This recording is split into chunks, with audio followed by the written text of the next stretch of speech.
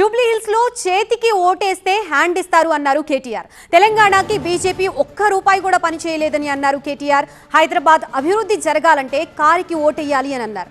BRS హయాంలో హైదరాబాద్ లో 45 ఫ్లైఓవర్లు నిర్మించామన్నారు కేటీఆర్.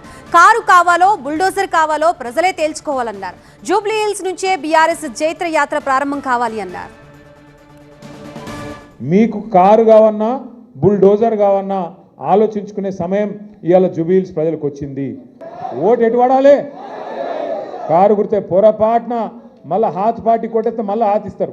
ఇక పువ్వు పార్టీకి ఇస్తే ఇక మీకు తెలుసు అది పూజకు పనికిరాని పువ్వు. అది అర్థమైందా? ఆ పువ్వు పార్టీ పూజకు పనికిరాని పువ్వు.